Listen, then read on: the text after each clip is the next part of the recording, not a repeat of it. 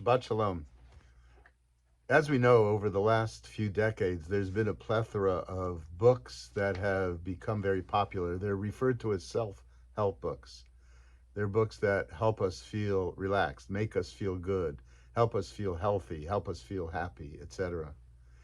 The Jewish tradition is in part a self-help tradition, but much more than that. It's a tradition that recognizes that the self is related to something much bigger than the individual, but it's part of a whole. That the self is not just about what's going on for you right now, but it's about what you've inherited and what will be in the future. This Shabbat, we're reading Parshat Ki Tavo. Ki Tavo means when you go into the land. And it's about the blessings and the rewards. It's about the curses and the suffering that you can suffer that's dependent on the decisions that you make. But the Parsha begins with a type of both particularistic as well as a universal sense of self-help. That is, how do you find a good place in this world, and how do you experience that which is considered to be blessing? And it provides this four-step process. The first is that you realize when you get into this land, all of this success that you experience being in this land of milk and honey is not because of you or you alone. You're going to have to farm the land, but it will depend on the forces of nature. And so you have to be grateful for that, and you have to offer an offering to God for that. We don't control it all.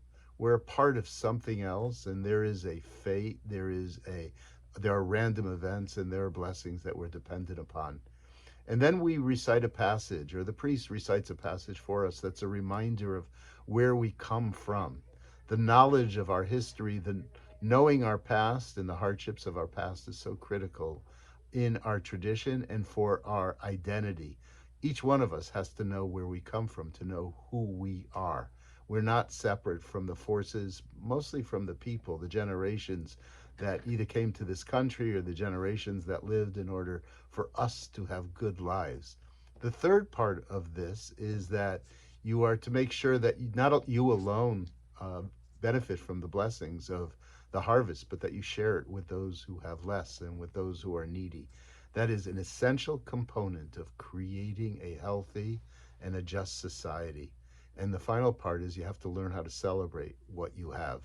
So it's not about having the most, but it's about being being satisfied with what you have. Pirkei Avot asks the question, who is rich? And the answer that's given by the rabbis is, it's the one who is satisfied with what she or what he has. I wish you Shabbat Shalom, and I hope that this provides a little bit of insight into how we can live a good life. Shabbat Shalom, everybody.